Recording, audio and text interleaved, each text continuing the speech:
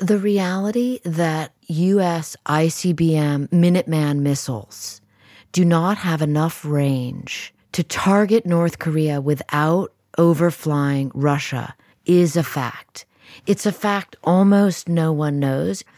It's such an astonishing fact that I fact-checked it with Secretary of Defense, former Leon Panetta himself, because you almost can't believe that this is actual reality. And not only did Panetta confirm this, but he conceded that it's a major problem. And when you say Russia could interpret, my question would be, how could it think anything else? Coupled with the fact that Russian technology systems, early warning satellite systems, are deeply flawed. And so the idea that Russia has the same capacity to understand trajectory the way that the United States does is pure fantasy. Hi, listeners. This is Luisa Rodriguez, one of the hosts of the 80,000 Hours podcast. Today's episode is a deeply chilling and unsettling one, also sometimes a gruesome one, but in a way that I think is just genuinely important to face and grapple with. I talk with Annie Jacobsen about her new book, where she interviewed dozens of insider civilians and military experts about what would actually happen in the seconds and minutes after a nuclear strike against the United States. She talks me through how we're on a razor's edge between the logic of nuclear deterrence and catastrophe and urgently need reforms to move away from hair trigger alert nuclear postures. We also talk about what happens during the 6-minute window that the US president would have to decide about nuclear retaliation after hearing news of a possible nuclear attack, the horrific humanitarian impacts on millions of innocent civilians from nuclear strikes, the overlooked dangers of a nuclear-triggered electromagnetic pulse or EMP attack, crippling critical infrastructure within seconds, and plenty more. All right, without further ado, I bring you Annie Jacobsen.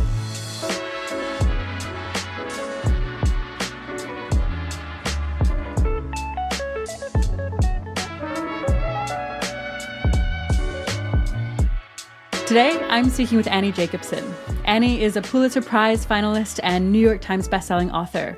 She's written books on the U.S.'s top secret base, Area 51, and the CIA's secret history of paramilitary armies and assassinations, among many other fascinating topics.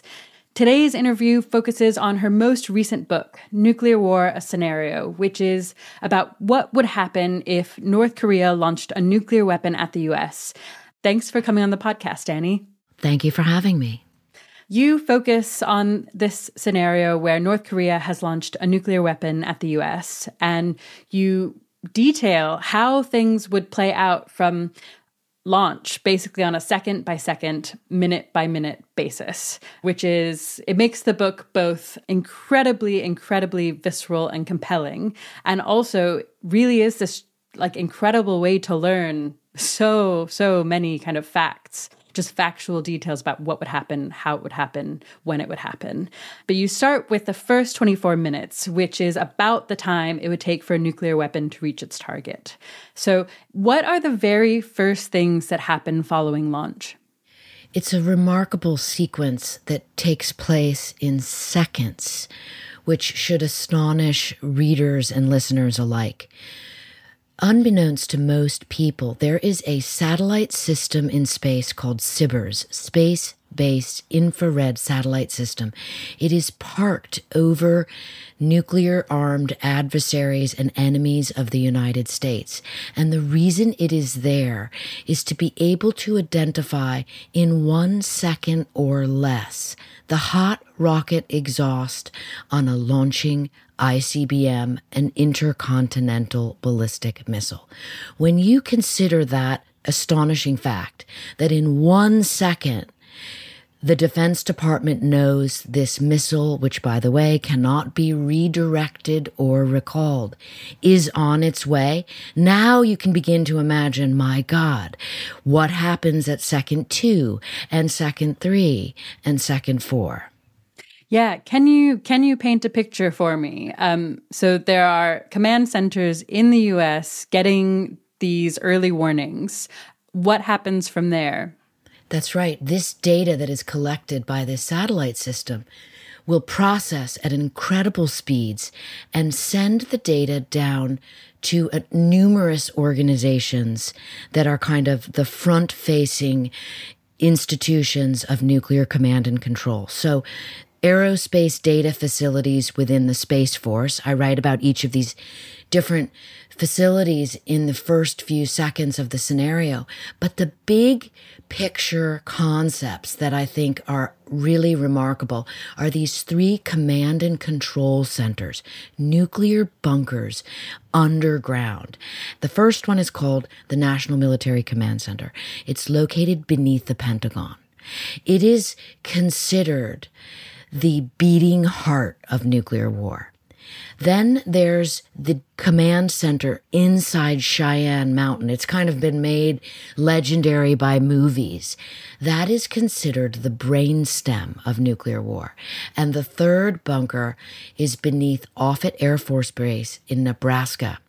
That is the bunker for U.S. Strategic Command, also known as STRATCOM. And that, I have been told, is the muscle. And so when you think about this anthropomorphization of nuclear command and control, it's really a visual that I think sets things alight. And you can begin to understand how all of these facilities are now working together to make the next move, which is going to be bring this information to the president. It happens that fast. Yeah, right. So what is your best guess at how quickly the president is then informed and has to act? The concept of bringing this information to the president so that he can launch a counterattack happens so quickly, it's almost hard to process the information. But you begin to realize that as this data is coming in, all of these different facilities are at work for that, primary goal. And so the Secretary of Defense, the chairman of the Joint Chiefs of Staff, the commander of NORAD, they are going to all be in communications as these systems are processing to decide how to advise Mr. President, we have an incoming ballistic missile. And once the president is informed, we learn very quickly he has this astonishingly small window to make a counterattack decision. That is a window of approximately 6 minutes. Yeah, on this 6-minute thing, I've heard this actually many times before, and it is a completely incomprehensible fact to me. 6 minutes, I think you point out that it's about the length of time it takes to brew something like 6 to 10 cups of coffee in a cafeteria.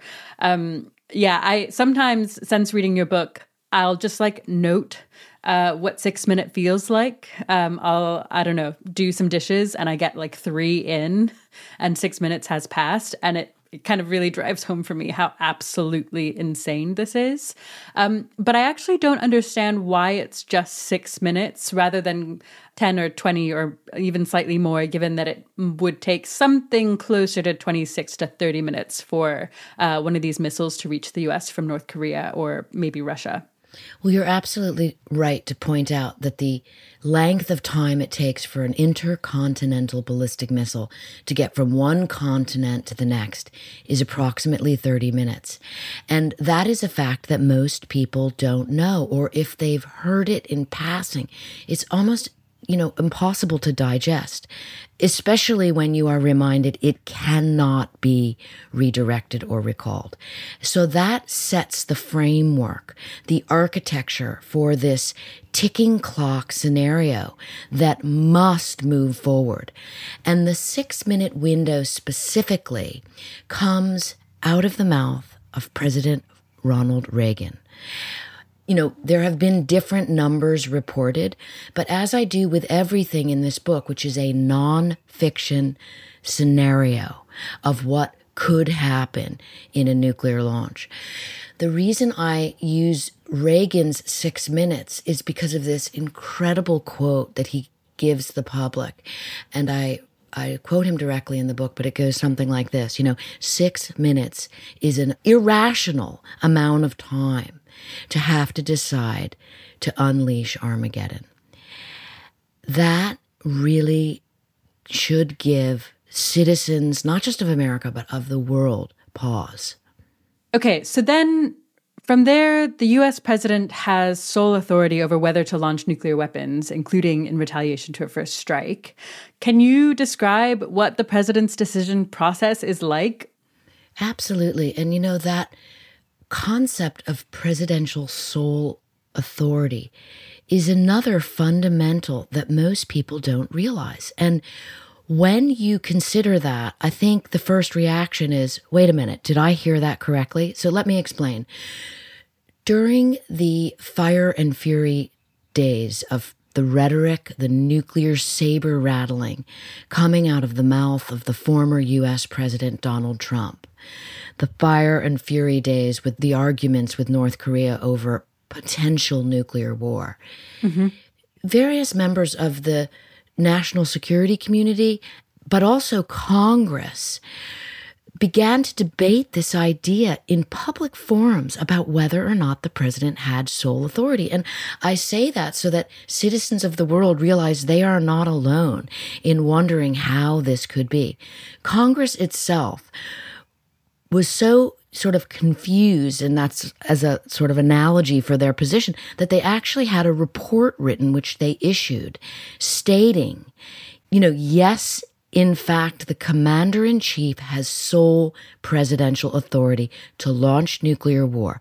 Congress stated that the president need ask no one, not the Secretary of Defense, not the chairman of the Joint Chiefs of Staff, and not Congress. And so, faced with this fundamental that the United States president can launch nuclear war and must on his own authority, you can also begin to see why that window is so critical, that he must make a decision and he must make a decision fast. There will be no roundtable discussion of all of this. Yeah, that's a great point, and it is worth taking a step back to, I actually don't feel like I've questioned enough the fact that there's a single person who will be deciding on behalf of the many millions of us whether to start a nuclear war. How is it possible? And yeah, maybe you can say a bit more about the debate that it sounds like was had about whether it should be permissible, allowed, and good for the president to be the single person making this decision. When I was reporting the book, I began to ask questions exactly like you're asking me. And one of the statements that was quite haunting was, and this was repeated by many people, which is, there is no such thing as a limited nuclear war. And so you are absolutely right that when the president makes a decision to counterattack with nuclear weapons, he is in essence setting off a chain of events that will potentially affect billions of people. And let me change that word from potentially. That will almost certainly affect billions of people. And in the end of the scenario, that effect is death. Can you describe what the president's decision is like? I guess kind of what the context is and what are the specific decisions they have to make, and who's there and what information they have? Okay, so pause for a second. On the one hand, you have this lane of action, which is the advisors taking the information to the president. On the other hand, at the same time, you have all the nuclear command and control facilities working to A, confirm the information, B, they have to determine the trajectory of the missile. That's happening in seconds and minutes. Then you have a process by which the interceptor missile system is going to try and intercept it. This is, again, happening in the first few minutes. And then ultimately, the system requires that there is a secondary confirmation that that ballistic missile is indeed coming to the continental United States. That happens around 9 minutes. That happens when long-range radars that are ground-based, as opposed to the ones in space, will confirm this information when they can finally see the missiles coming over the horizon. So when you consider all that is happening, on the one hand, that is with the machine systems. systems. Then you consider the human element as you're asking me. And that human element involves people. And it also involves the Black Book, which is that document, very underreported. It's so jealously guarded, the contents of the Black Book, that sits inside of the president's football. The football is also known as the emergency satchel, and it follows the president 24/7, 365 days a year. It looks like an overstuffed briefcase. It's carried by a military aide. Everyone on the team knows him as a mill aide. And inside that football is an ability to confirm the identity of the president, which is coupled with a small laminated card the president must carry in his pocket at all times. It's known as the biscuit. And that confirms his identity in an old school analog way. Very interesting. It's not state-of-the-art biometrics, digital systems. It is a call and response. I drill down on this in the book. And then also in there is this set of documents called the Black Book. Once a mill aide went on the record to talk about it, and he described it as a Denny's-like menu. And what he means by that is, if you pull back theoretically and think about the nuclear war plans that exist, they are specific to a nation. They are specific to a potential attack. And then they must get synthesized down into a readable document. Again, a very quickly readable document, because the president's going to be reading it in that 6-minute window, which gives the president a list of counterstrike options. And what I learned from an individual named Ted Postal, who is actually familiar with the contents of the Black Book, is that the counterstrike options, these nuclear strike options, which are then going to kill millions or tens of millions or hundreds of millions of people on the other side of the globe, have been so watered down that they have become profoundly objectified. In other words, the way that Postal put it to me was that his concern was that the president almost won't even know what it is he is authorizing. Okay. And how prepared would you say the president is to take in the information from the Black Book, take in what we know about the incoming missiles, and make this decision, choose between these options? One of the most impactful interviews I did on this subject was with former Secretary of Defense Leon Panetta. Now, before he was SecDef, Panetta was the director of the CIA. And before he was the director of the CIA, Panetta was the White House chief of staff for President Clinton. And so he has a very broad spectrum of experience. He has decades of experience in multiple positions dealing directly with multiple presidents. And Panetta was not the only one who confirmed with me that most presidents are deeply unprepared for the reality that is nuclear war. And that is this idea that underpins it all, that the president, in essence, almost doesn't want to know. Now, we, the public, will not know for certain that this is true until a former president, does an interview and says, "Not true. I was incredibly well-versed in nuclear war plans. I sat and read them late at night, wondering what I would do." Until that happens, we have only the information from multiple sources saying most presidents don't want to know. Who is around the president to advise them? And if we know, what kinds of advice are they likely to give? Another Secretary of Defense I interviewed for the book was Bill Perry. And Perry spent much of his life in the chain of command, if you will. I mean that literally and also figuratively, of sort of the military industrial complex. He was involved uniquely with research and development of weapon systems.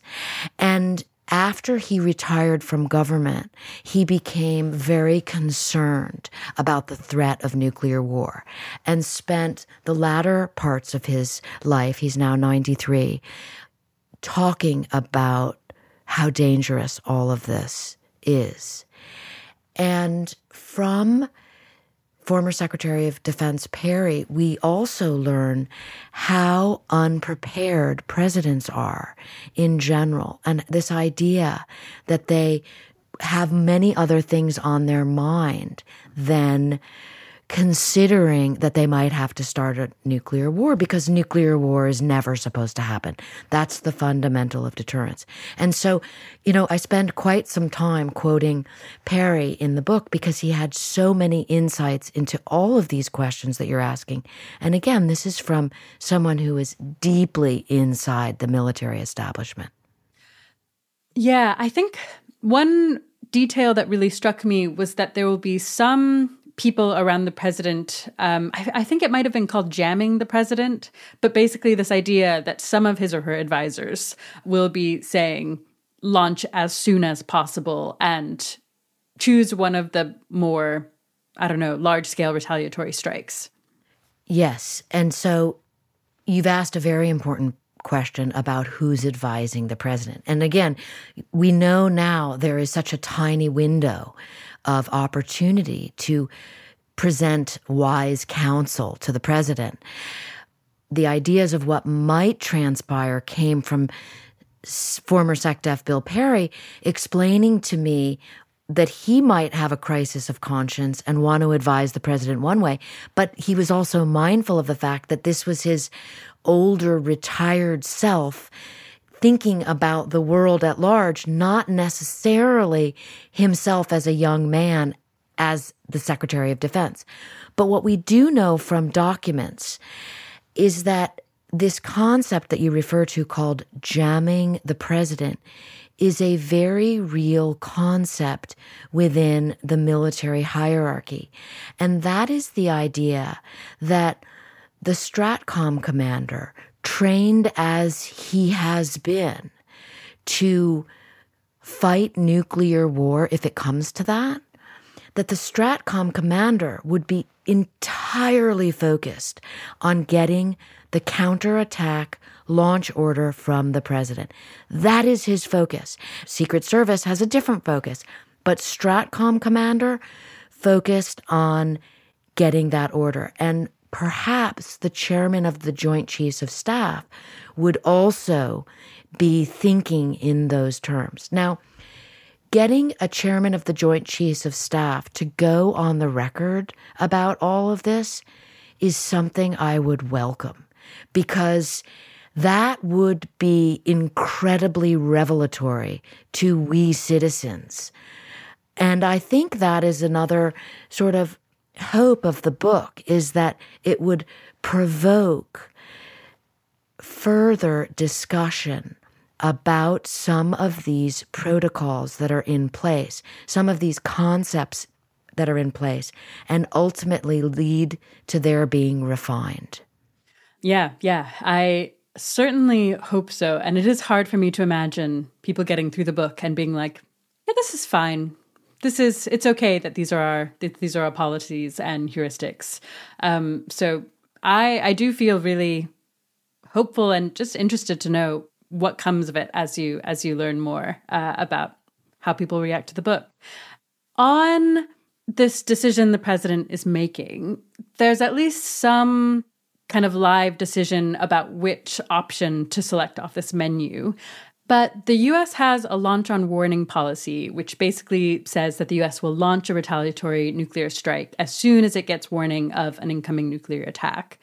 Does that mean that it is basically certain that the president would launch at least some kind of counter strike? It's a very significant policy that's worth drilling down on here to your audience members who are a little bit, shall I say, savvier as to like the innuendos, or rather the details inside of the details. So in general, there is a launch on warning policy of the United States, as Secretary Perry said to me, once we know a missile is coming, we prepare to launch, period. So said differently, there's no policy that says you don't do that. This is where the sort of pundits with PhDs, I call them, go bananas and say, that's not exactly true. And there's a lot of refining.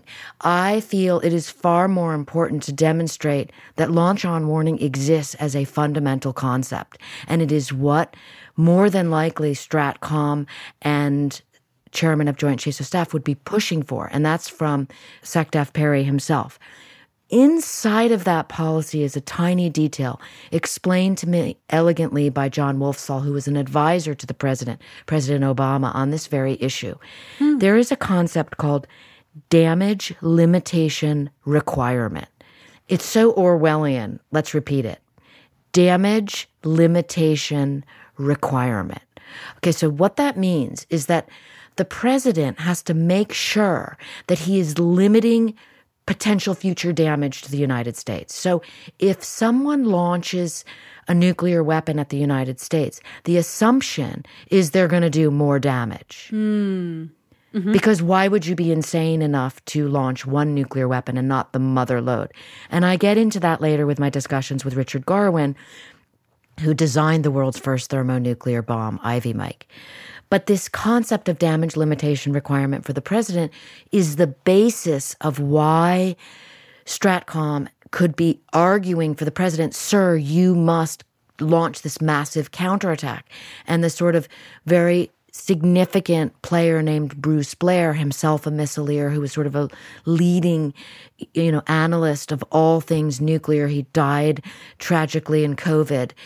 He was put forth in this significant monograph about how this would unfold and why it would be likely that a nuclear counterattack against North Korea would result in 80 some odd nuclear weapons being launched in counterattack.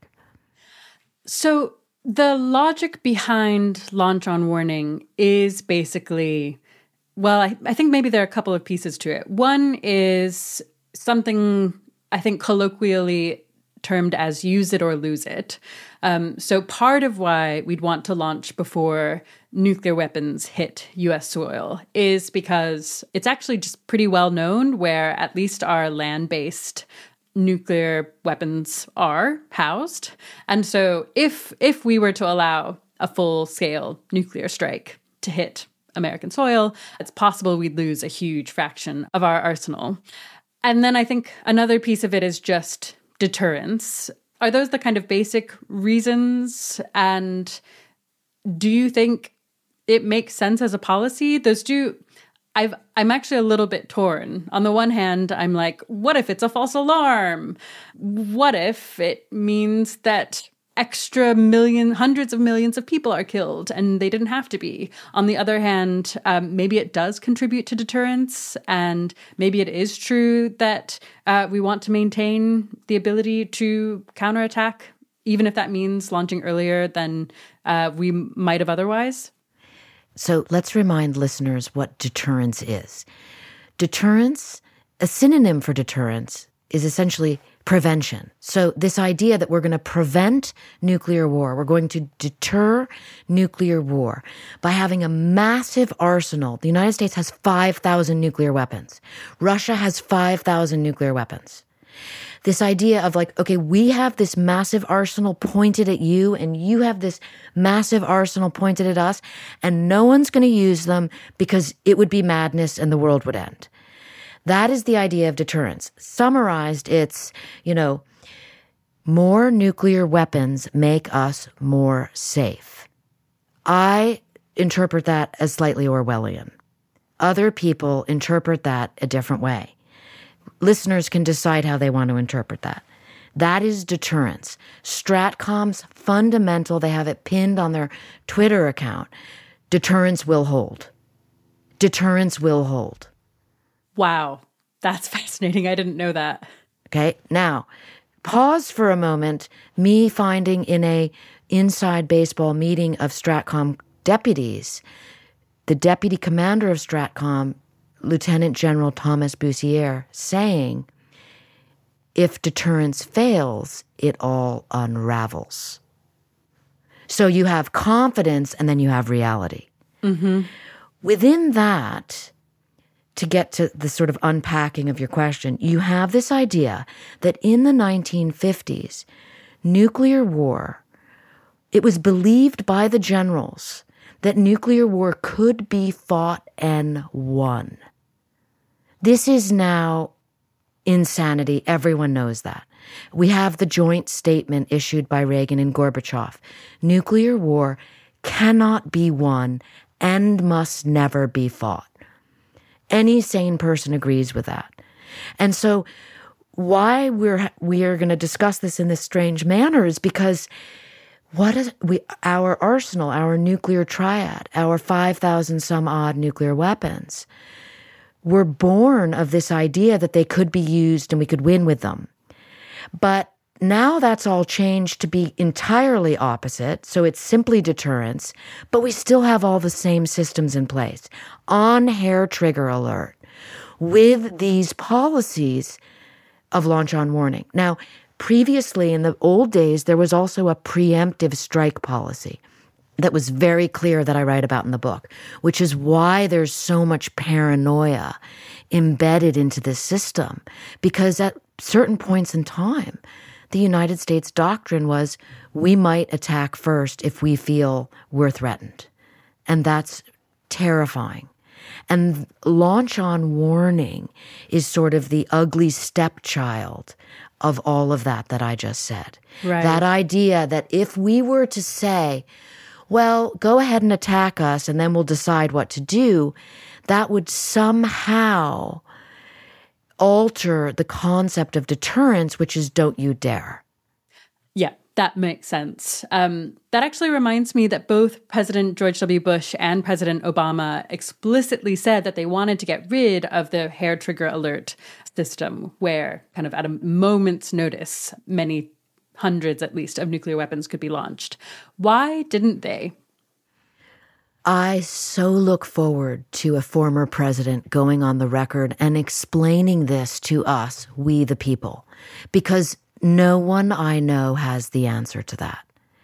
And as I report in the book, many presidents went into office saying this is something I would change if I were once I'm there. And yet they didn't. Right. Why? And we have former presidential advisors, among them Paul Nitz, who was a huge nuclear hawk, saying this policy is inexcusably dangerous. It must change. Again, these are people saying this either before going into office or after leaving office. What is this great mystery that none of us are privy to and no one can seem to figure out? Yeah, right. I mean, former President Obama is a person who I trust to think really, really deeply and carefully about this kind of issue. And I am really just fascinated by the fact that somehow he was convinced not to do anything about this. And I'm going to follow up for one thought, because what I think is interesting is one of the great paradoxes of deterrence is precisely what you said a moment ago, which is you gather a little bit of information from reading my book and you begin to think that's crazy. And then you stop and pause and say, when you say we must never have a nuclear war, and then you think maybe deterrence is the way. And then you get stuck in that loop. And so I think it's worth being clear that these are really difficult issues, and they have been embedded in the military for 79 years now. And to unwind them into a more viable 21st century concept requires deep thinking, not just by a small group of people with perhaps a vested interest either at the Pentagon or at the White House, but rather by all of us in some manner. Yeah, I actually really want to come back to deterrence as a concept and how much it makes sense or doesn't make sense. But for now, going back to this decision the president must make in 6 minutes, what is the president meant to be considering? Are they meant to be focused on strategic considerations, how to decapitate North Korea, are they trying to de-escalate? Are they thinking about the numbers of casualties at all?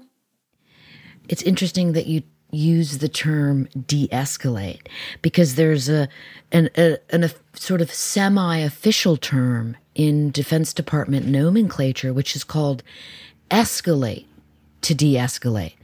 And it sounds rather catch-22-ish. Mm-hmm. And it is exactly as it sounds. What I learned from documents around this issue is that in the event North Korea were to send a nuclear missile at the United States, and a madman's move, while you do have one former commander of STRATCOM, General Hyten, on the record telling CNN, and this was again back in the fire and fury rhetoric days, he said, North Korea needs to know if they send one nuclear missile at us, we'll send one at them. If they send two, we'll send two. And I quote Hyten accurately in the book, but that's pretty much what he says. What I found, however, and what I was told by top-tier national security advisors, many of whom are uniquely familiar with this process and would advise the president in the event this would need to happen, that number is much more likely 80-some-odd nuclear missiles going at the nuclear command and control facilities on the upper half of the Korean peninsula. And so you realize what that really means in, actual terms. That's saying escalate to de-escalate. It means like annihilate the person who dared attack the United States.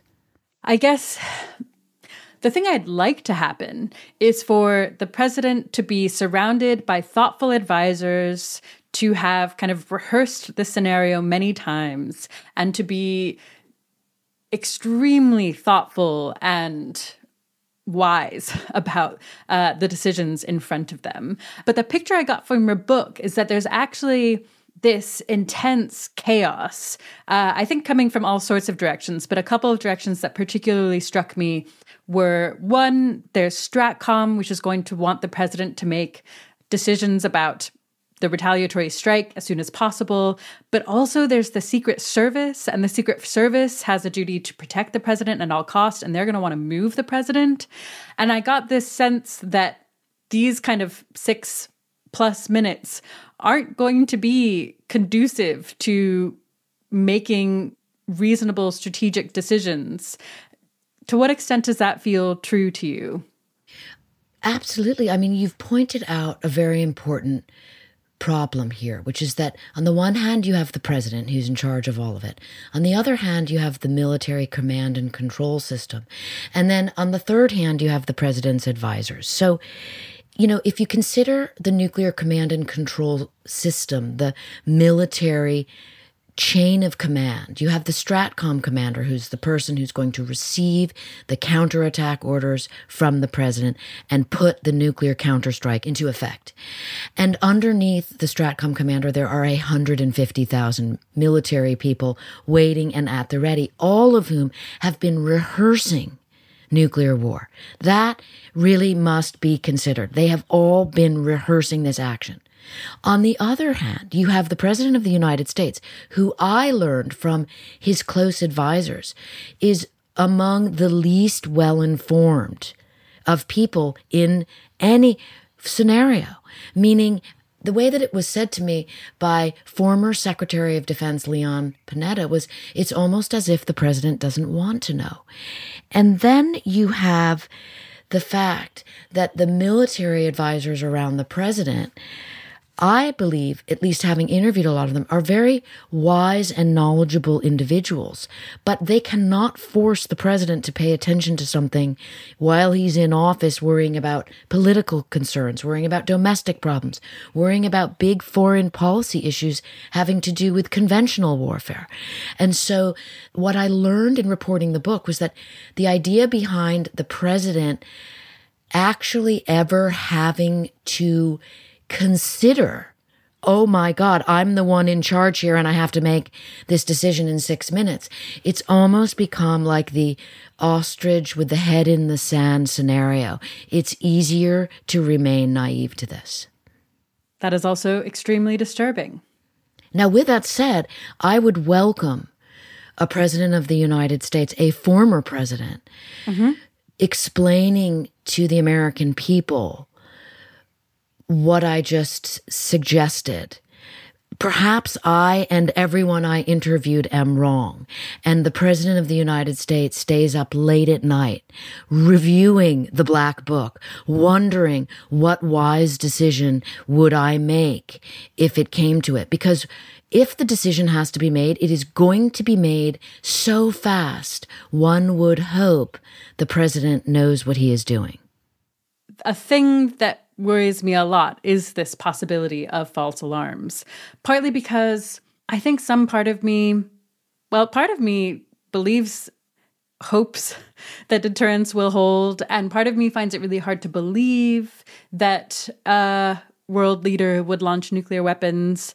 And so part of me is kind of like hoping/believing that a deliberate nuclear launch is actually really unlikely. And we could probably talk at length about that. But I do think it's pretty undeniably plausible, given all of the kind of near miss events that have happened, that nuclear weapons could be launched by accident or perceived as launched when they're not actually launched. There are just loads of examples of this. And we've really very likely it's just been luck that kept us from escalating those near misses. So I'm curious how likely it is, you think, for the president in this situation to be alerted or notified if we were talking about a false alarm situation in time not to launch those ICBMs that cannot be recalled. I mean, this is the heart of the matter. When you look at the different false alarms that have occurred on the record, there's always a last-minute save. And a last-minute save is a really dangerous way to move forward. There have been, let's say, a half a dozen documented accounts of almosts. So this is documented. Imagine how many there actually have been. But former Secretary of Defense Bill Perry told me one that he was directly involved in. And what is brilliant about that is there's no telephone game there. It's his memory from 1979. And him telling me this all those decades later, the details were, I could sense in his voice the terror that he still felt. It went like this. He was not yet Secretary of Defense. He was the Deputy of Research and Engineering at the Pentagon, but he had the night watch detail. He had the duty if if there was a launch detected, he was the person who would have to tell the president. And he got that phone call in the middle of the night. Wow. And the phone call came from the bunker beneath the Pentagon. Not only had the bunker beneath the Pentagon detected ICBMs coming at the United States, over 1,000 of them, but also SLBMs, sub-launched ballistic missiles, which come at the United States even faster than 30 minutes. And this information had been confirmed by the bunker beneath Stratcom. It was just a moment where Perry described he couldn't believe that he was going to have to tell the president it was time to order a counterattack. This was a major attack. And then his phone rang again, and it was an officer at the Pentagon telling him it was a false alarm. And the false alarm was that a VHS tape that was a simulated nuclear war game tape had been mistakenly inserted into the machine at the Pentagon and therefore also showed up at the Stratcom bunker. That is just enough to send a shiver up the spine all these decades later. Absolutely. Yeah. That is a near miss account that I'm familiar with, but it does really change the flavor and tone of it for me to imagine being the person who has to inform the president of those 1,000 nuclear weapons coming. I mean, it would have been one of the worst experiences of my life. Imagine if you later found out it was a false alarm. yeah, it's impossible for me to imagine. So in the scenario you describe in the book, the US president does decide to launch a retaliatory strike on North Korea. But a really wild fact that I did not know before I read the book is that US ICBMs aimed at North Korea would have to pass over Russia, which Russian officials might interpret as a nuclear attack on Russia. And yeah, this totally shocked and blew my mind. I had no idea. Can you say more about that? How that's possible? How kind of their early warning signs wouldn't differentiate between nuclear weapons aimed at Russia versus nuclear weapons aimed at North Korea? The reality that U.S. ICBM Minuteman missiles do not have enough range to target North Korea without overflying Russia is a fact. It's a fact almost no one knows. It's a fact I didn't know, and I've been writing about nuclear weapons since 2009. That fact was conveyed to me by Hans Christensen of the Federation of American Scientists, he and his team keep track of information like this for the Nuclear Notebook. And it's an incredible resource for anyone who wants to learn more. It's such an astonishing fact that I fact-checked it with Secretary of Defense, former Leon Panetta himself, because you almost can't believe that this is actual reality. And not only did Panetta confirm this, but he conceded that it's a major problem. And when you say, could interpret, Russia could interpret, my question would be, how could it think anything else? And the only way it could think anything else would be as if the President of the United States had a direct line to the President of Russia to say, hey, listen, by the way, those missiles that are coming, they're not coming at you. And the two men would have to have a good enough relationship, a relationship based on trust, where you might take someone's word for it. And that is impossible to think about in this climate. Coupled with the fact that I learned in reporting nuclear war scenario that Russian technology systems, early warning satellite systems, are deeply flawed. And so the idea that Russia has the same capacity to understand trajectory the way that the United States does is pure fantasy. I basically just knew that American systems could kind of, with pretty astonishing accuracy, predict where incoming missiles were going to hit, and just assumed that surely Russian ones could too. And yeah, it just sounds like that is totally false, and not only false, but like wildly wrong, and that like the Russian early warning system is incredibly inaccurate. I think from memory, it like might interpret 5 missiles as hundreds. I might be getting the details wrong, but just like wildly inaccurate. You're absolutely right. You are right. And furthermore, it can mistake the hot rocket exhaust on a ballistic missile. It can interpret clouds or sunlight as hot rocket exhaust. So it could see a launch where there isn't a launch. And it can see more missiles than there are. And part of what is at issue here is that Russia would never want to admit it's lacking in this field. And so there's a certain bravado from its defense scientists that its systems are as good as the United States. But when I was reporting on that, I went to sources that are not only, U.S. analysts, but people like Pavel Podvig, who is the sort of world's expert on Russian nuclear forces, speaks Russian, studied in Moscow, acts as a liaison to the UN. And he conceded how dangerous this issue is and how lacking some of the Russian technologies really are in the early warning department. So this, is just, for me, was an astonishing fact. Partly because I already kind of alluded to the fact that I find it really hard to imagine someone starting a nuclear war. even someone like Putin. But I actually do find it much easier to imagine North Korea starting a nuclear war, which then made this particular fact hit really hard for me, because North Korea, with tens of nuclear weapons, starting a nuclear war would be horrible, but only a fraction as bad as a nuclear war that involved both Russia and the US's thousands of nuclear weapons. Should the US just give Russia its early warning systems technology so that Russia can accurately kind of predict where incoming nuclear weapons are going to hit? I think that by the time you get to the end of the book, certainly my experience reporting the book was the 100% takeaway: something must be done. And that something that must be done would be some kind of an agreement between nuclear-armed nations that everybody loses. There's no such thing as a small nuclear war. There's no such thing as winning a nuclear war. And so why aren't superpowers working together to reduce the threat?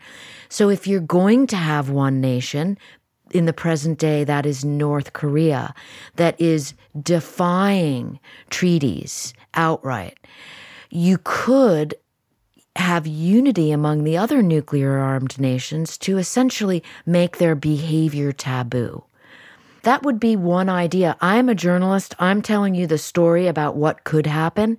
There are so many organizations I have since learned about that have so many brilliant solutions, whether it's technology sharing, whether it's disarmament.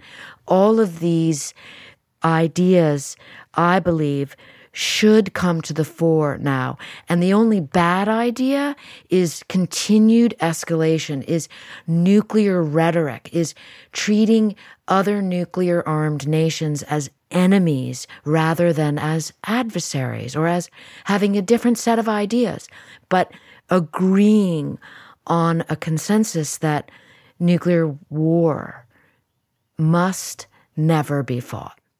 Sure. That makes sense. I guess on this fact that a nuclear attack could be misjudged and perceived as an attack on one country when it's meant for another, I've done this interview with Christian Rule, and I think had I not done the interview, I would have found it really implausible that the US and Russia didn't kind of communicate to avoid this massive escalation, which, spoiler alert, is what transpires in the book, and which, we'll talk about more. But Christian told me that apparently American officials haven't been able to reach their Russian and Chinese counterparts during very important crises, like critical crises. Is that consistent with what you learned in your interviews? It's an absolute fact. And the best, most terrifying example I can give is recent.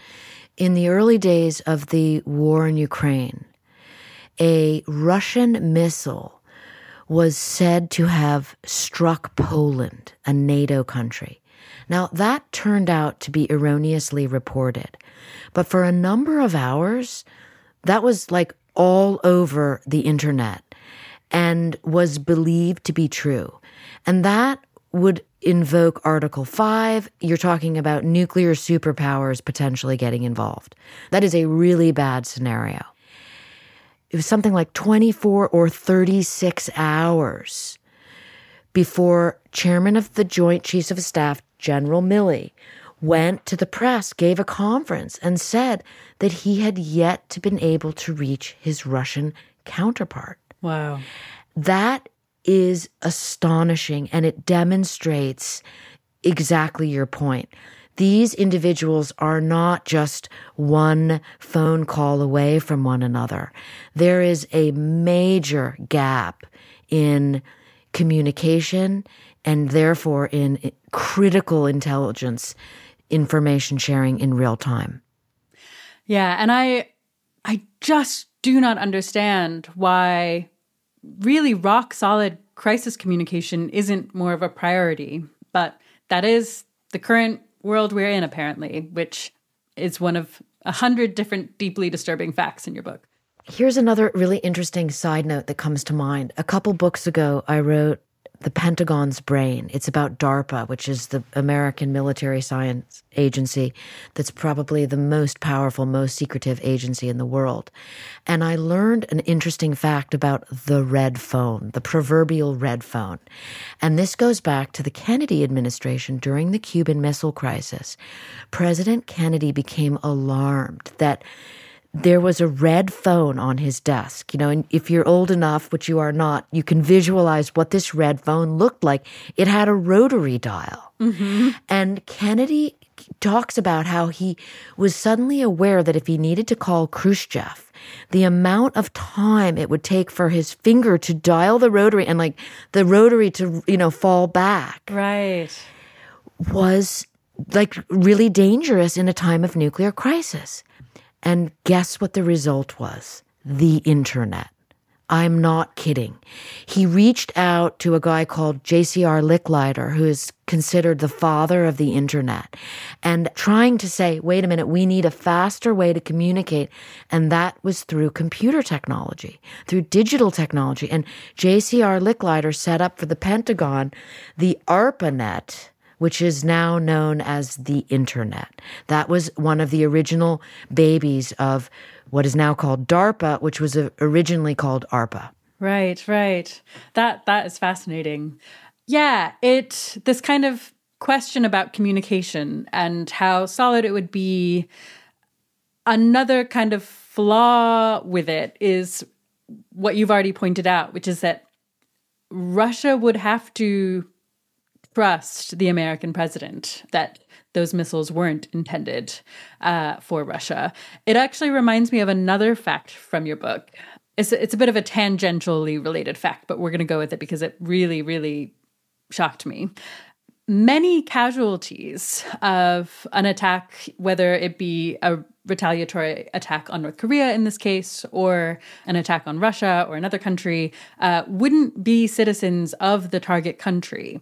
So, for example, you explained that the 1916 nuclear strike plan against Moscow would have also killed half the population of China because of all the fallout that would have been carried by wind. So even if the president can get a hold of China or Russia and say something like, either this attack isn't meant for you, or maybe in the case of China, something like, hello, FYI, we're launching nuclear weapons. They're not for you, and we don't want to start a war with you, but they might kill millions of your citizens. But please don't be mad and launch a retaliatory strike on us. That also seems like an incredibly uninspiring default that is another kind of way I can imagine escalation being not just plausible, but likely. Just the fact that other nuclear powers might be kind of the unintended, kind of indirect targets of a large-scale nuclear attack.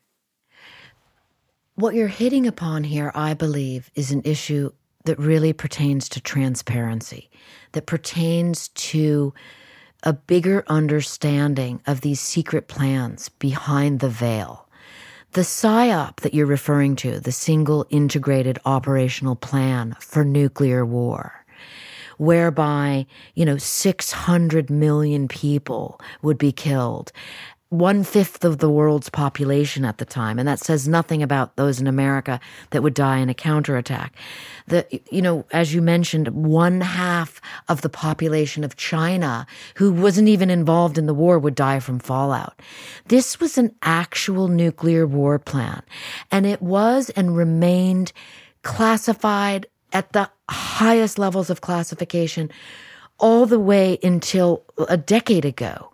And even still, the details of that are classified. The reason we know the contents is because a participant named John Rubel wrote about it in a tiny memoir in 2008, shortly before he died. And I wrote about it in my book.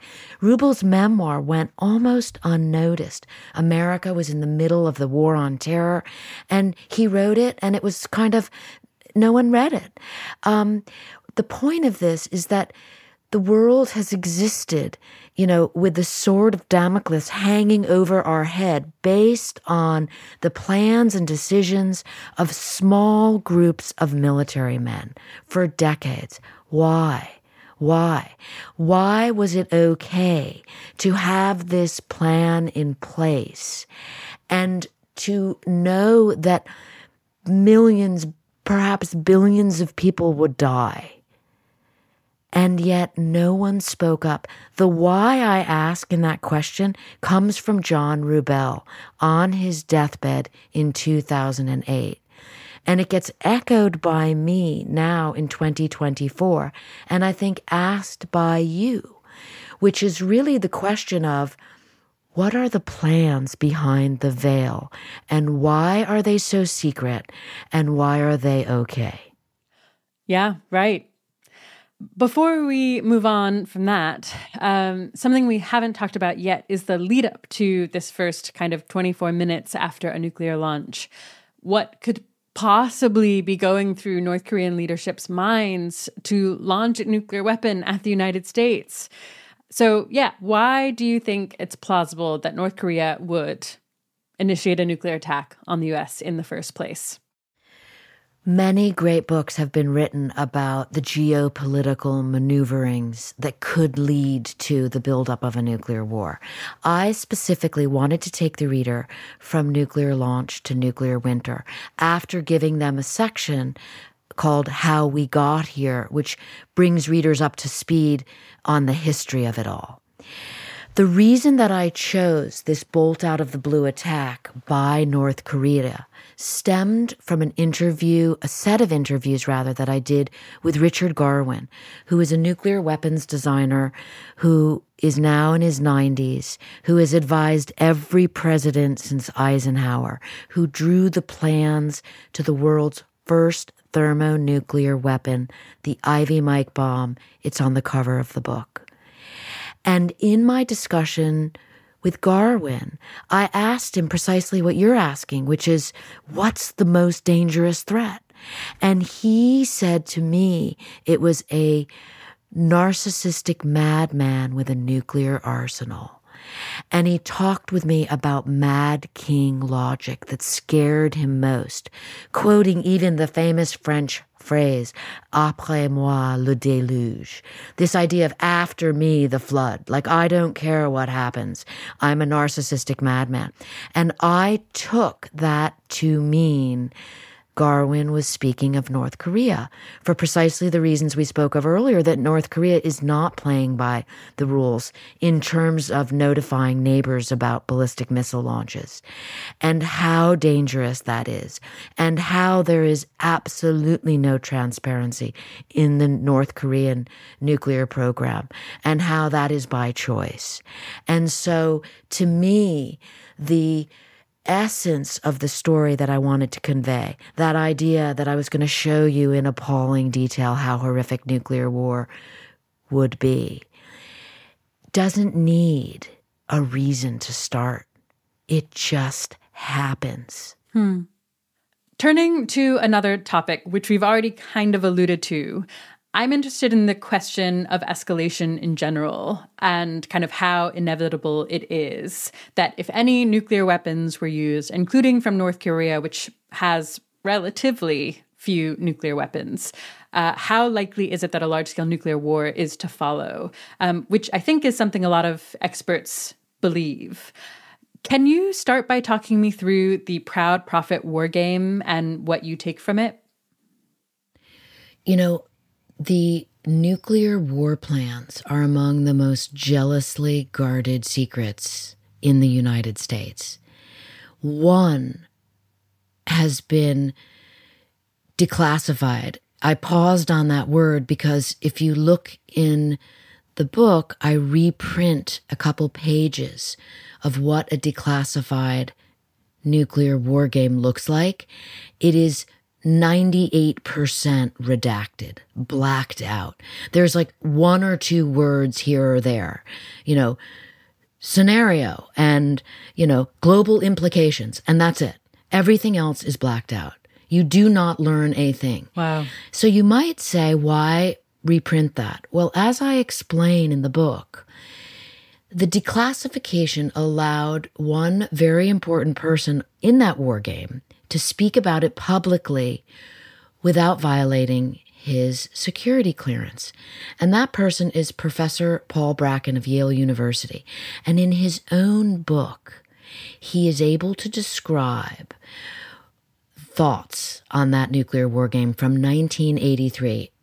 And what Bracken tells us is that no matter how nuclear war begins, whether NATO is involved or NATO isn't involved, whether China is involved or China isn't involved, you get the idea.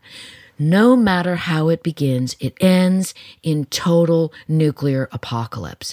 Bracken wrote that everyone left the war game depressed. He's talking about secretaries of defense and national security advisors. The game was played over 2 weeks. There were multiple scenarios, and yet it always ends in Armageddon. And so that is the answer to how does nuclear war end? It only ends one way. Did Bracken explain why these scenarios inevitably ended in escalation and basically Armageddon? Well, I think if you read Nuclear War: A Scenario, you learn precisely why. Because, it's not called Nuclear War: The Only Scenario. Sure. It's not called Nuclear War: The Scenario that, you can fill in the blanks. It is a scenario. It is one of many. And every step of the way, the seconds and minutes that I take the reader through, pulling quotes from the individuals who would be involved in certain situations, in any part of the nuclear triad, the missiles, the submarines, the bombers, the close presidential advisors. I interviewed people from the Secret Service who would be responsible for moving the president, the different conundrums that arise as the decision trees unfold. And you realize that different groups of people, the Secret Service, for example, has an entirely different agenda than Stratcom, who wants to get the counterattack order from the president. And then we haven't even begun to discuss my interviews with FEMA Director Craig Fugate, the agency that was allegedly responsible for the American public after a nuclear war. Fugate told me there would be no population protection planning after a nuclear war because everyone would be dead. That is a quote from President Obama's FEMA director. I'm speechless. That really is shocking.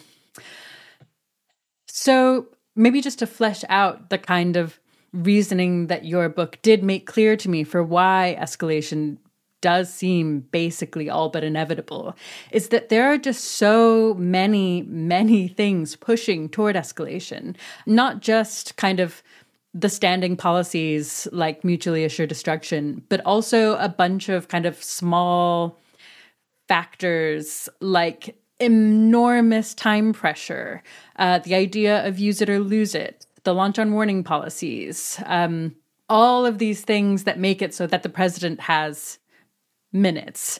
Are there other important factors toward pushing toward escalation, or have we kind of covered the main ones?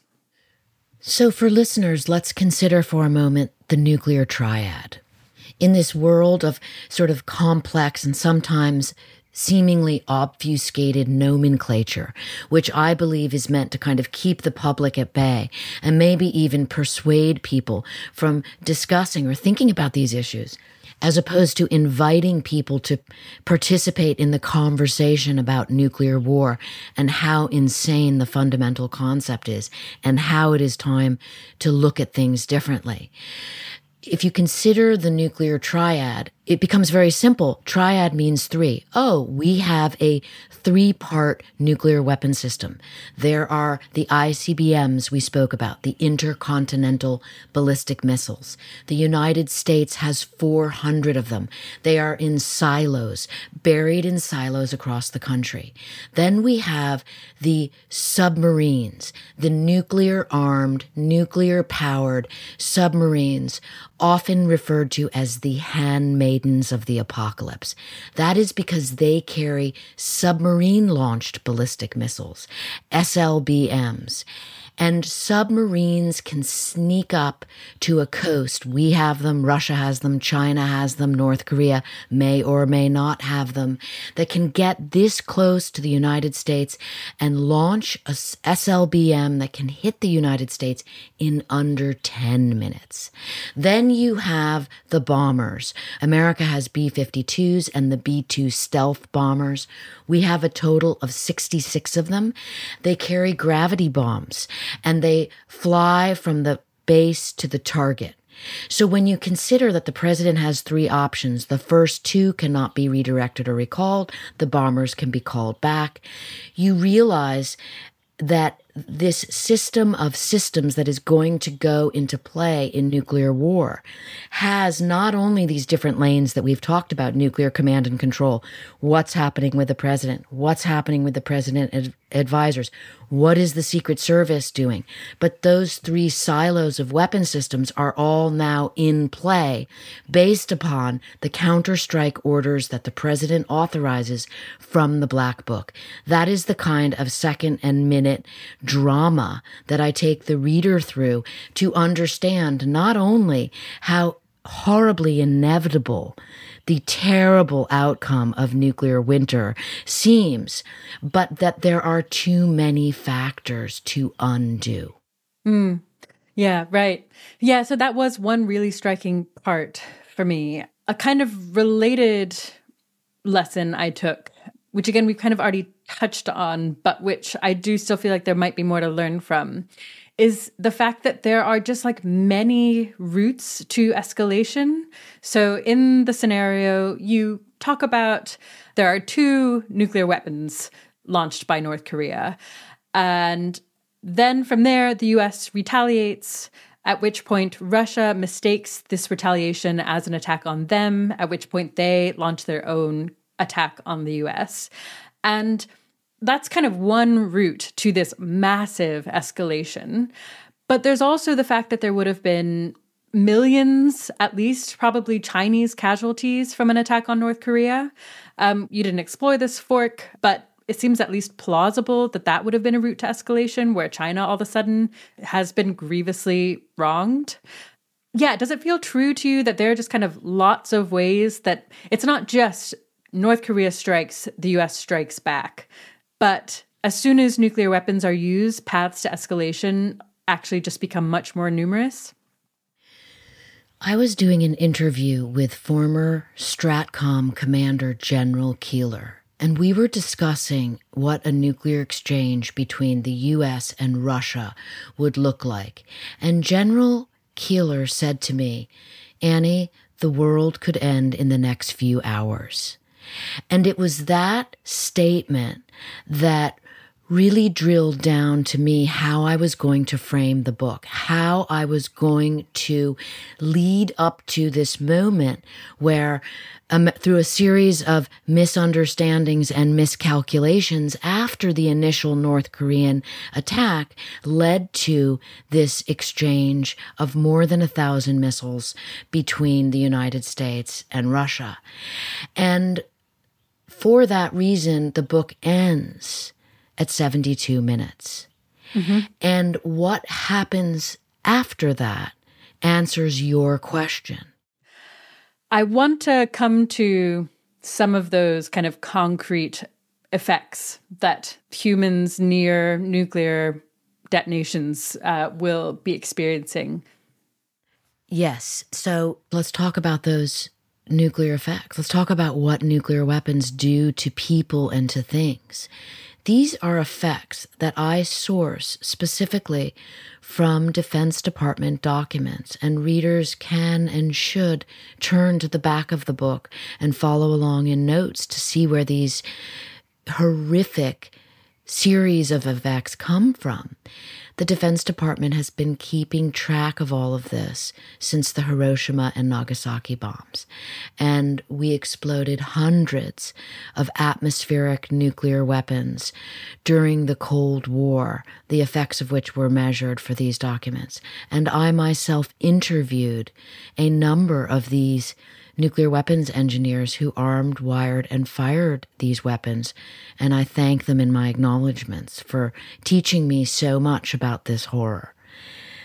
The idea of what a nuclear weapon does to people begins with this thermonuclear flash of light. And I describe the effects of the 1 megaton attack on Washington, D.C., which sets off this horrible scenario as 19 football fields of fire. That is the center fireball.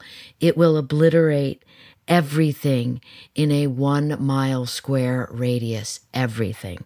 Nothing will remain. No cellular life, nothing. All humans will be turned into combusting carbon.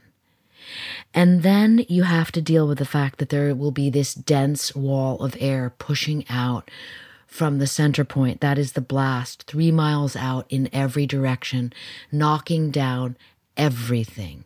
Engineered buildings change shapes, bridges, roads will melt into pools of essentially asphalt lava.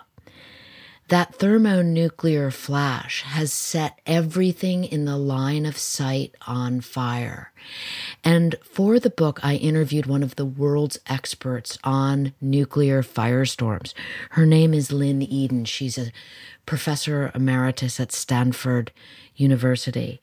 And she talks about how the energy from the mass fire that will ensue is 15 to 50 times greater than the energy from the initial blast. Yeah. Okay, so the fireball that you've described is what happens kind of right at the center of the diameter of the nuclear detonation. But there are kind of other rings further out that also have really horrific consequences for all of the kind of life in those areas too. Can you talk about what happens in the second ring? I mean, the short version goes like this. Ring 1, total annihilation. No cellular life remains. Ring 2, another 3 mile diameter out. Everything is ablaze. Ring 3, another 3 or 5 miles out in every side. 3rd degree burns among almost everyone. You are talking about people who may have gone down into the secret tunnels beneath Washington, D.C., escape routes from the Capitol and such. People are now broiling to death. People are dying from carbon monoxide poisoning. People who followed instructions and went into their basement are dying of suffocation. Everywhere there is death. Everywhere there is fire. People are dying left and right of blood loss. Imagine the projectiles flying through the air after several 100-mile-an-hour winds overtake Washington, D.C. Here's an image which you will not be able to get out of your mind. The mushroom cloud, that iconic mushroom stem and cap that represents a nuclear blast. That mushroom cap and stem, when exploded, when a nuclear weapon has been exploded on a city, that stem and cap is made up of people, what is left over of people and of human civilization. Oh my God. And do you mean that in the sense that it's basically kind of the incinerated particles of people and buildings and everything, and that's being kind of lofted up as... That is precisely Wow. what it is. Yeah, that is... I love your reaction because it was exactly my reaction when I first learned that. You think to yourself, that is gruesome beyond gruesome. Then you ask yourself, is that really true? And then you think, well, of course it's true. What else would it be? Yeah, right.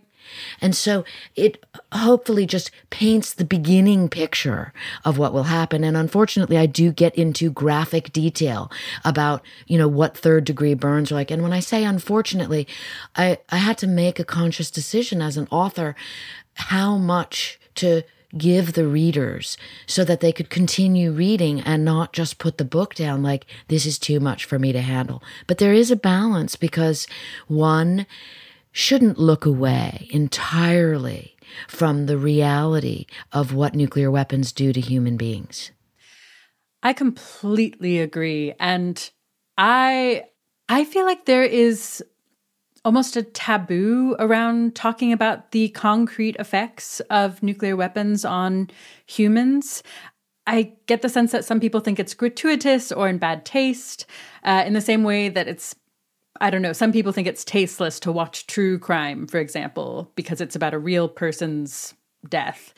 And I just think it's extremely important to look at it directly. Lots of people know, I guess, some of the very basic facts of what it's like to die from radiation poisoning, for example. But I found that really, really coming to terms with how, like, really inconceivably horrible it is to be anywhere near a nuclear weapon when it goes off is the way that I became actually motivated to care about making sure nuclear war never happens, because it is a small risk. I think I intellectually am like, it's a small risk, but there are big consequences. And so, yes, we should spend some of our resources making sure that it never happens, because in expectation, it would be bad. But I don't think it was until I learned the details that I was like, this cannot happen, and we are not doing enough to make sure it doesn't happen. So anyways, that is a long-winded way of saying I was really grateful that you put the details in the book, because I think it is one of the main things that will actually motivate people to want to change the way things are currently set up. The FEMA director shared with me that they do prepare for nuclear war. They do, same way as they prepare for asteroid strikes. And they call these events low probability, high consequence, which is essentially what you said. When the book was about to come into the world, there were concerns voiced to me about fear-mongering. And of course, I had been through all of this with my sources. I asked my sources specifically, is this fear-mongering? None of them said that it was. But still, the public's perception was thought about by people on my side of the fence, shall we say. Here is the antidote to that, which I continue to be amazed by. During book tour, I was invited to speak at the Nuclear Exposition in Brussels, and there were members of the European Parliament in the audience. And there, alongside me speaking, were a group of physicians from the IPPNW. That stands for the International Physicians for the Prevention of Nuclear War. And they spoke to me at length about the powerful, positive, shall we say, a strange word to use there, effects of describing precisely what nuclear weapons do to human bodies. This group of physicians, who, by the way, won the Nobel Prize in the 80s for their organization, continue to do this work. And one of the co-president, Dr. Carlos Umana, who was a colleague I met at this in Brussels, he explained to me that he felt what I was able to convey in 200 pages, in essence, summed up decades of work by these dedicated physicians trying to get the message out. And boy, was I astonished just the other day when Dr. Umana presented to me a photograph. He had been invited to the Vatican to meet with the Pope. Umana was the 2017 Nobel laureate recipient for the Nobel Peace Prize. And he presented the Pope with a copy of my book and sent me a photograph. And this made me really feel as if those ideas of fear-mongering versus reality, as you say was your experience, must be entwined for the world to move forward in a less dangerous manner. Because, to quote UN Secretary General Antonio Guterres. We are one misunderstanding, one miscalculation away from nuclear annihilation. What an incredible way to learn about the really, really concrete impact your book is having. So going back to the effects of an actual strike, further out, people survive. But one might imagine, and I used to think, that if you're not in the direct vicinity of a detonation, things might be kind of okay. But you paint a picture of what things are like for those survivors in other areas. And it's actually, really terrifying. It really changed my perception of what would happen, I don't know, in Wisconsin or Texas, where I grew up, which I don't think that, my particular neighborhood in San Antonio, Texas, is that likely to be the target.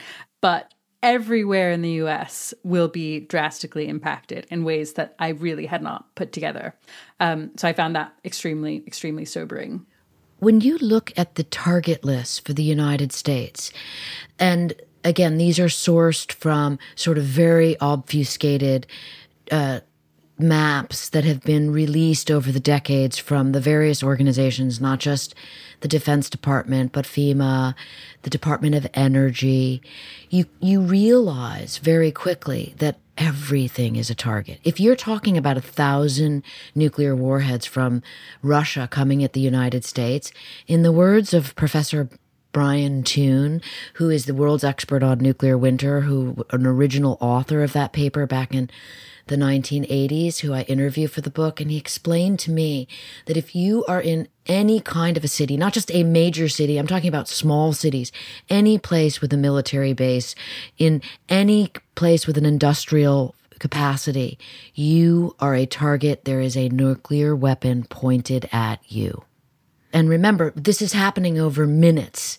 So it's not a long amount of time that the survivors get to realize how horrific this all is.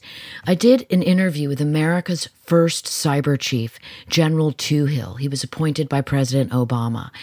And Toohill has also written papers on EMP, by the way, which are still classified.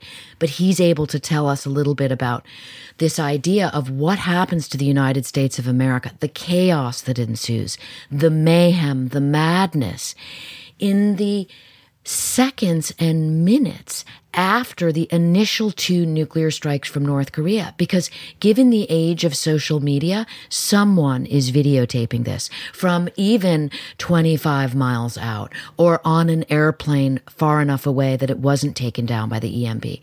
And these images begin to circulate. This is not just plausible, this is probable. And then the world knows what has happened, and there begins a scramble for cover, a scramble for escape, a scramble for ... And I describe that in the book. Yeah. And yet, as you've already said, FEMA has no plan to help people, partly because it's not like FEMA employees will be out there with the ability to help. An EMP plus the fallout, I guess literally and figuratively, of nuclear detonations will mean that no one really has anything remotely like the normal kind of emergency infrastructure or normal anything. Actually, we haven't even touched on EMPs yet. Can you talk us through what would happen if a nuclear weapon were detonated in space in order to create a super EMP or electromagnetic pulse? So a super EMP is a 3-phased electromagnetic shock wave so powerful that industrial strength surge suppressors and lightning arresters, all of which have been designed to block this kind of high voltage spike, they all become rendered useless at once.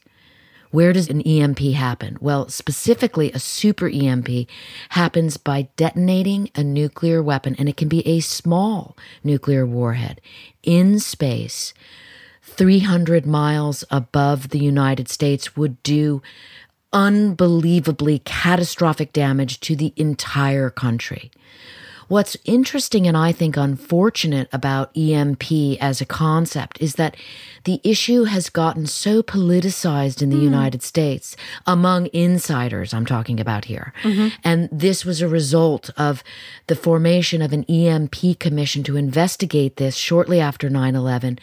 The government was afraid that terrorists would get hold of a small nuclear warhead and somehow get it into a satellite in space. And this issue became, unfortunately, politicized. And so people took sides. And I think, or at least I found in my reporting, that those who put a certain horse in the race, either EMPs are, terrifyingly dangerous or EMPs would never happen, have found it difficult to unwind their initial position, and I think to everybody's detriment. I went to the world experts to drill down on this. As I mentioned, General Tuhill, Obama's first cyber chief, and also Richard Garwin. Not only did he design the first thermonuclear weapon, Ivy Mike, but he wrote the first classified paper on EMP back in the 1950s. It's still classified. They both confirmed with me that the collateral effects of this EMP strike are what would be so deadly. And when you, in simple terms, what essentially happens is the whole electrical grid would shut down. It would be a catastrophic failure, a sort of failure of the systems of systems, ultimately centered on this one concept, I think, that listeners might be able to wrap their head around, which is there's a system in the United States that pretty much runs everything, and it's called SCADA. That stands for Supervisory Control and Data Acquisition. It sounds like a mouthful, but what it really is a system of systems, of computers and people that control all the systems of the industrial underpinnings of the United States. So imagine losing control of railroad routers, of the lift gates on dams, of gas and oil refinery transmission centers. I mean, you're going to lose assembly lines. You're going to lose air traffic control, port facilities, fiber optics, GPS, hazardous materials. I go on and on in the book about what happens. It all happens in a second. Never mind that at least at minimum 10% of all cars in the United States will stop running simultaneously. The passage that struck me most, I'll just quote, "There will be no more fresh water, no more toilets to flush, no sanitation, no street lights, no tunnel lights, no lights at all, only candles until there are none left to burn. No gas pumps, no fuel, no ATMs, no cash withdrawals, no cell phones, no landlines, no emergency communication except for high-frequency radios, no hospital equipment." It's really the end of everything. It really is. And when I was reporting this book, really drilling down on the scientific facts about EMP, because, as I mentioned, the issue has tragically been politicized. Some go so far as to make fun of people who refer to the EMP threat. This despite the fact that the world's experts pretty much unilaterally agree, and I'm talking about the Richard Garwins and the General Tuhills of the world, when we're talking about super EMP, they agree the catastrophic possibilities here. Imagine me writing this book, drilling down on that, wondering how I might be able to bridge the information gap between people's preconception and what experts say is reality, coupled with the fact that almost no one had ever even heard of this threat. And then, shortly before the book publishes in March, you learn from the U.S. intelligence community fears that Russia is considering putting a nuclear warhead in orbit. This is precisely what an EMP would do. The reason why it's politicized is, the science is there. The intention is really what gets conflagrated, shall we say. There have been fears expressed specifically that North Korea might use a satellite to carry a small nuclear warhead into orbit. And they have launched satellites that have perplexed people in the military about that exact orbit. In other words, it's an unusual orbit that happens to fly exactly over the center of the continental United States and over Washington, D.C. That raised a lot of alarms during the War on Terror. Now, the idea of intention was further exacerbated when North Korea released a paper that said this was exactly a technology they were pursuing and suggested that it was a technology that they had. Yeah, one of my favorite stories from the book, and I'm so glad you brought that up, is the fact that there had been controversy about super EMPs. And I think there was one American expert who really deeply believed that the satellite that North Korea had launched, which I think had kind of the capacity to orbit with a nuclear weapon kind of contained in it. This expert believed that while that might have been true, that the North Korean story, that it was really just going to be used for radio to play patriotic songs in North Korea. That person kind of had this strong belief and then investigated it themselves. And I don't quite remember how. Can you say kind of what they learned? Yes, and you're referring to Dr. Peter Pry, whom I interviewed for the book, who died recently. Pry was one of the heads of the EMP Commission, and before he had that position, he was an analyst with the CIA, a Russia expert who studied weapons of mass destruction. And Pry not only was sort of the leading voice bringing to the table the fears about EMP, but he was privy to a otherwise classified meeting with a group of Russian generals who shared with Pry that they had shared EMP, because we know Russia has this technology. They have had it since the Cold War. But Pry shared that the Russian generals sort of explained to him that, air quotes, by accident, this technology had been transferred to North Korea. And that information was shared with the 9/11 Commission, with the EMP Commission. But again, a certain group of individuals decided that this was fear-mongering and that it was and this is my interpretation of it, that it was a grab for money. And so you hear some of these individuals having done interviews on, let's say, NPR and other radio stations. One of them, even his response to the EMP threat was simply to laugh. Now, if you talk to General Toohill, America's cyber chief in the Obama administration, this is not a laughing matter. So in a scenario where DC is targeted in a decapitation event like the one you've described, it's plausible a lot of the top-ranking U.S. officials, including the president, but also kind of the successors to the president, would be killed in an initial strike.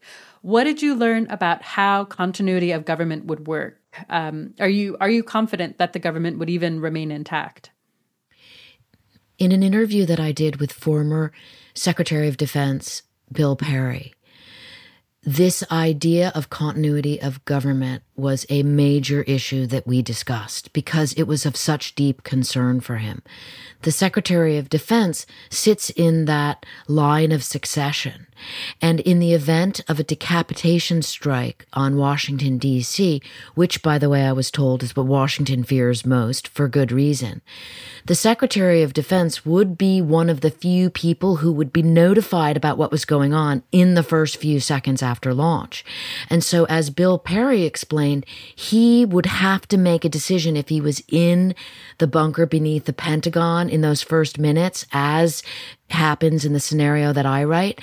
Perry took me through what he would be thinking in that moment and how he would come to the conclusion, most likely, that he needed to leave the Pentagon immediately in a helicopter that would be available to him. He would leave. He would go to the bunker outside Washington, D.C., known as Raven Rock, which is also called the alternate National Military Command Center.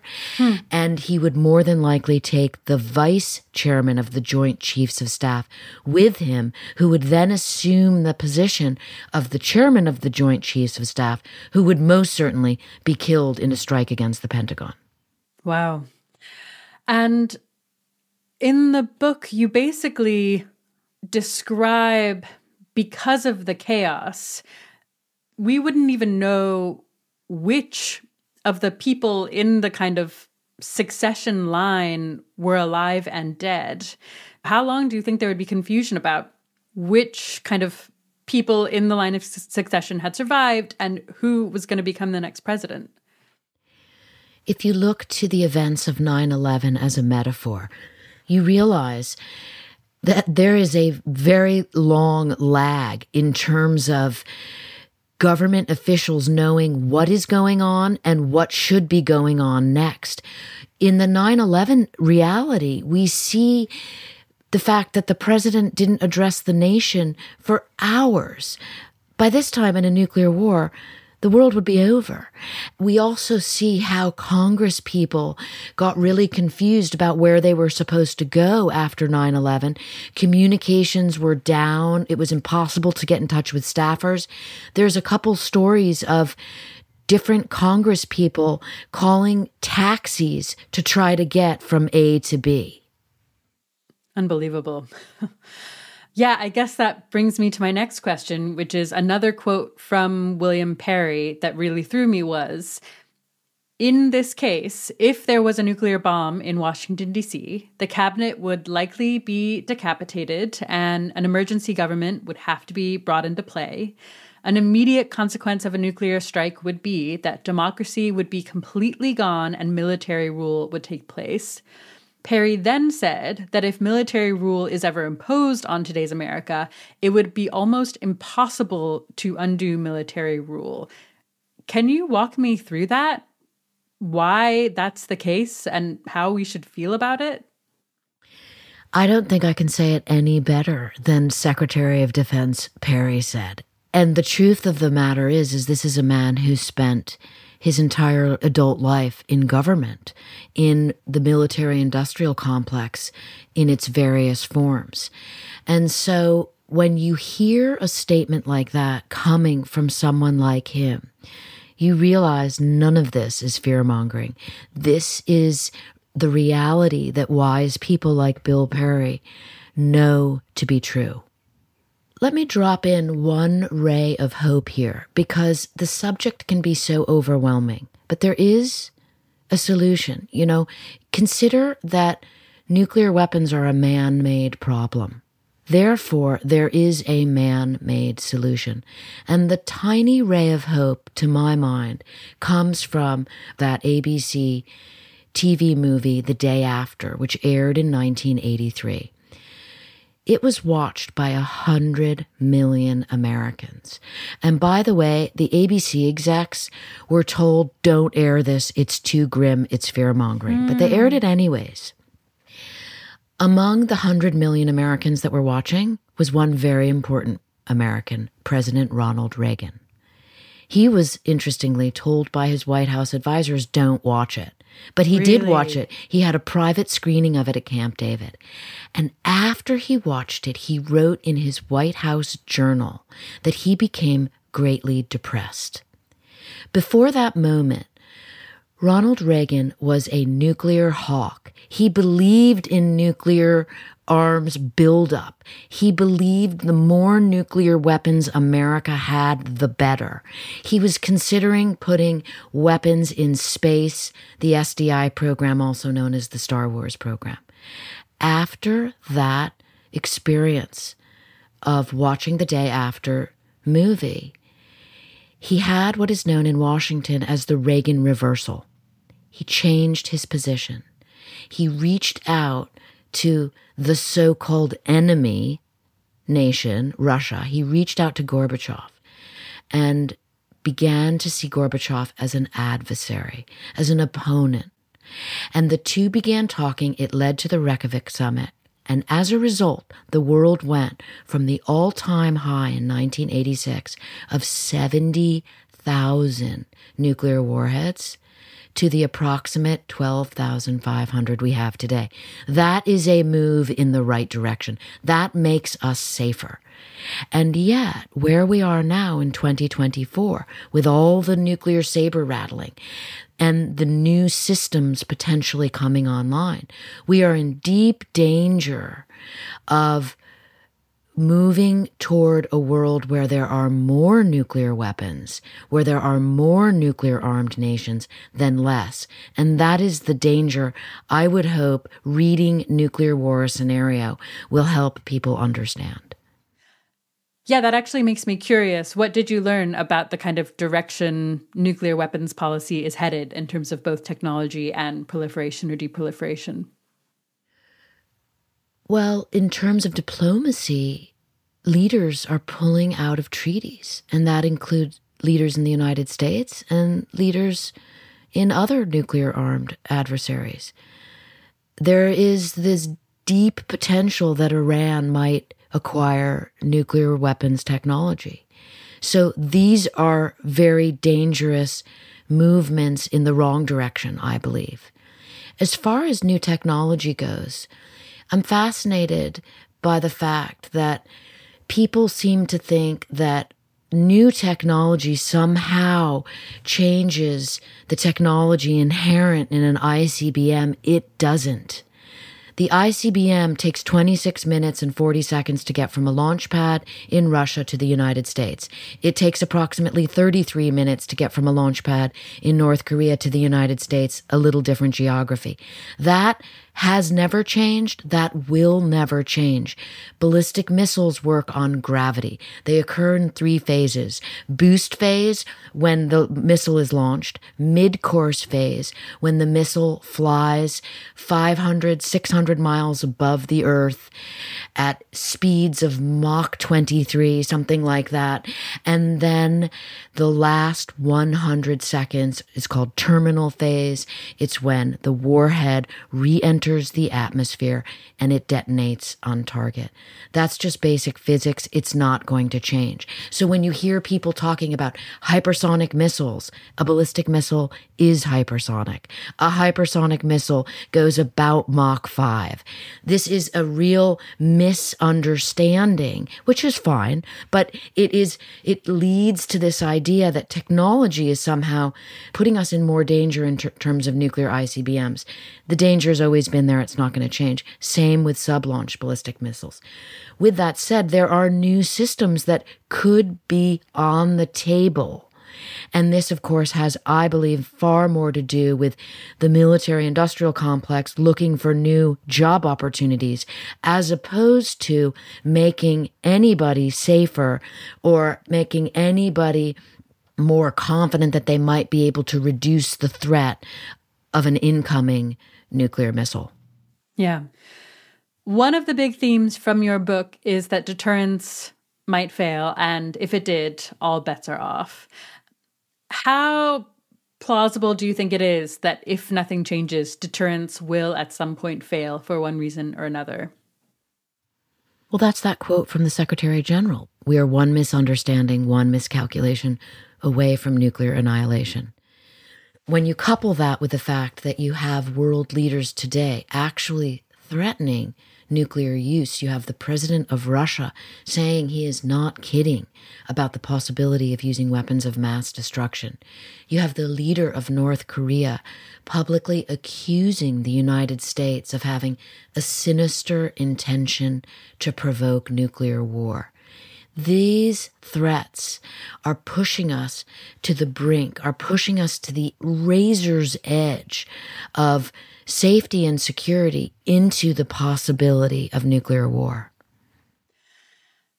The book covers a very specific scenario. North Korea attacks the US with a bolt out of the blue attack. But I'm curious if you learned anything during the hundreds of hours of interviews that didn't make it into the book, perhaps because they didn't relate to the scenario or for some other reason that you feel like is worth airing. I thought through a number of those scenarios, and I interviewed people who have themselves thought through those scenarios. For example, Professor Brian Toon, who I mentioned earlier, the world's expert on nuclear winter, he and his colleagues have gamed out a number of scenarios, including a, air quotes, limited exchange between nuclear and Pakistan, and how that would affect the world, and how that would also lead to nuclear winter.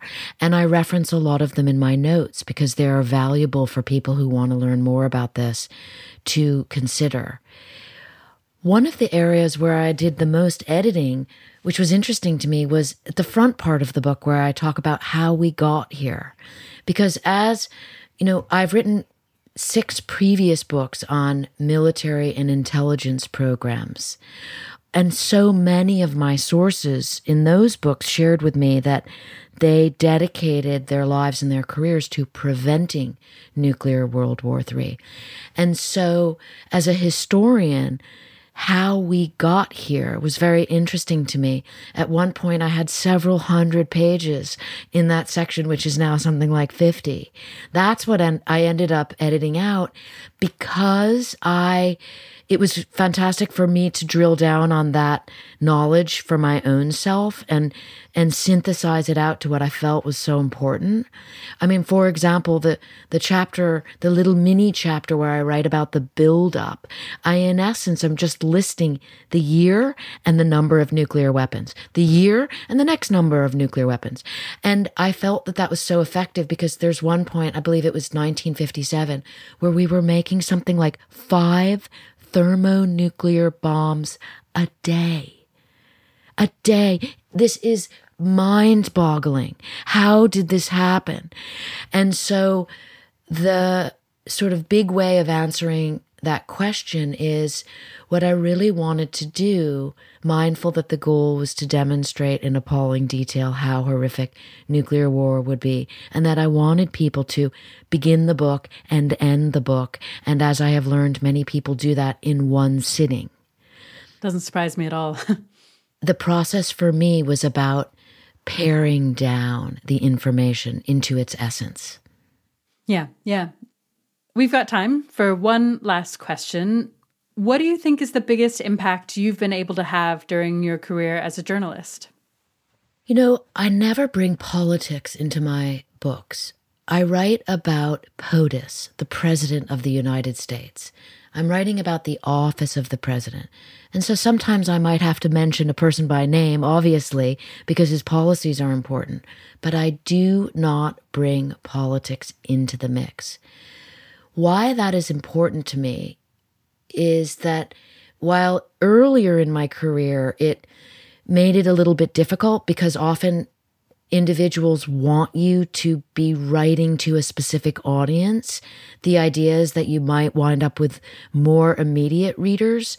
I am much more interested in the long-term goal of having a wide spectrum of readers. And this book, more than any thus far, and maybe it's the cumulative effect, makes me feel as if I am moving toward that higher goal because I can speak to people of all different political slants. I can speak to peace activists and I can speak to officials in the Pentagon.